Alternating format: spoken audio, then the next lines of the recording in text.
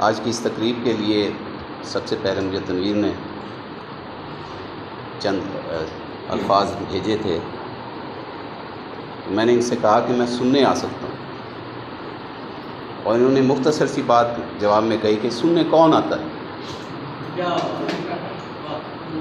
और ये हकीकत भी है। हम सब यहाँ सुनाने आ रहे हैं, अक्सरियत सुनाने आती है, और ऐसे में अगर कोई कहे कि सिर्फ सुनने आना है तो वो बड़ा अजीब लगता है। आज से तकरीबन 10 साल पहले मुमताज़ अख्तर साहब यहाँ तशरीफ़ लाए थे,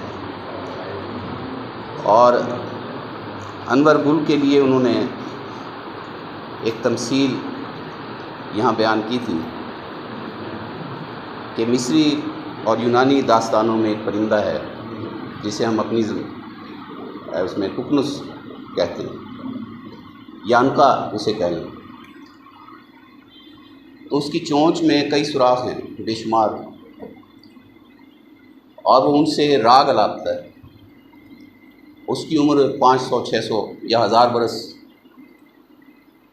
और जब वो अपनी मौत के करीब हो तो अपने गिर्द खुशबूदार लकड़ियाँ, खुश्क लकड़ियाँ इकट्ठी कर लेता है और उन पर बैठ जाता है, और फिर एक राग अलापता है जिसे शायद उन्होंने दीपक राग कहा था, और उस आग की वजह से उन लकड़ियों में आग लग जाती है, और इस तरह वो अपनी ही जलाई हुई आग में जलकर खाकसतर हो जाती है। और फिर कहीं सालों सदियों के बाद अब्र नीसा का एक कतरा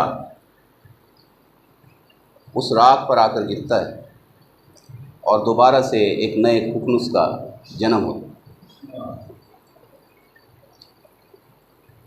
उन्होंने कहा था कि शायद एक वक्त ऐसा हो कि हमारे दरमियान अनवर गुल भी दोबारा मौजूद हो, और हम उससे कहें कि यार कोई गज़ल सुना।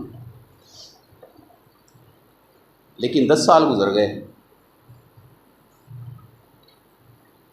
ऐसा मुमकिन नहीं। दिल बहुत चाह रहा कि आज कहा जाए यार कोई गज़ल सुनाने वाला।